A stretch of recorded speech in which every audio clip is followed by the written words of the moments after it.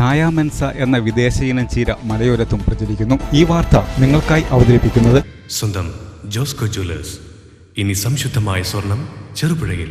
ഛായ Mensa എന്ന വിദേശയിനം ചീര മലയോരത്തും പ്രചരിക്കുന്നു.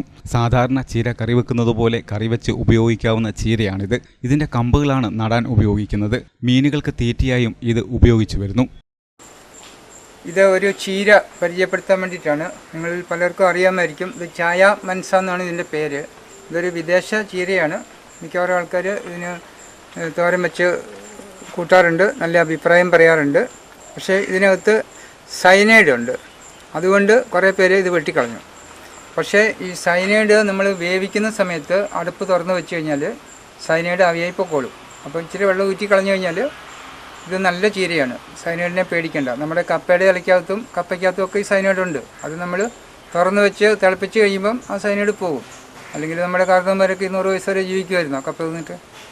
അപ്പോൾ ഇന്നിപ്പോൾ ഞാൻ ഈ ബെന്നിയുടെ വീട്ടിൽ പോയപ്പോൾ അവിടെ ഇവർ വെട്ടിക്കളയാൻ വേണ്ടി നിൽക്കുമായിരുന്നു ഈ ഛായ മെൻസ. അപ്പോൾ എനിക്കിതിൻ്റെ ആവശ്യം, ഇത് ജൈൻറ്റ് ഗൗരാമി എന്ന് പറഞ്ഞിട്ടൊരു മീനുണ്ട്. ആ മീനിൻ്റെ ഏറ്റവും ഇഷ്ടപ്പെട്ട തീറ്റയാണ്.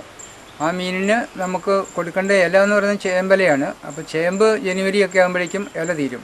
അപ്പോൾ ഇത് നമുക്ക് കപ്പയുടെ തണ്ട് പോലെ നമുക്ക് മുറിച്ചിട്ട് നടാം. മുറിച്ചിട്ട് നട്ടാൽ മതി, വേര് പിടിക്കും, കിളുക്കുകയും ചെയ്യും. ഇത്രയേ ഉള്ളൂ സംഗതി. അപ്പോൾ ഈ ഛായ മെൻസ നട്ട് കഴിഞ്ഞാൽ നമുക്ക് ഗൗരാമിക്ക് എപ്പോഴും തീറ്റ കൊടുക്കാൻ പറ്റും. കമ്പ് വേണമെങ്കിൽ ഈ ബെന്നിയുടെ അടുത്ത് ചോദിക്കുക, അല്ലെങ്കിൽ എന്നോട് ചോദിക്കുക. എൻ്റെ പേര് മാത്യു ജെ പെരിങ്ങല്ലൂർ, പാലാവയലുകാരനാണ്.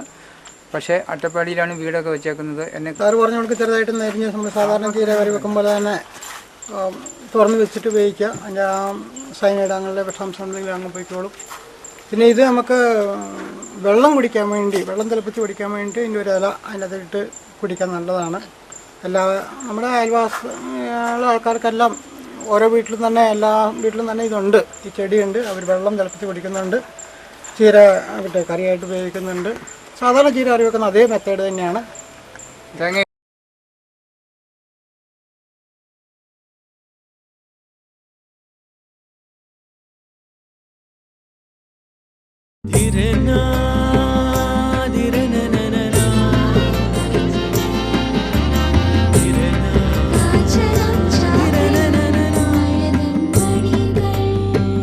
ചില ബന്ധങ്ങൾ പവിത്രമാണ്. കണ്ണും നിറയും മനസ്സും നിറയും. സ്വന്തം ജോസ്കോ ജ്വല്ലേഴ്സ്. ഇനി സംശുദ്ധമായ സ്വർണം ചെറുപുഴയിൽ.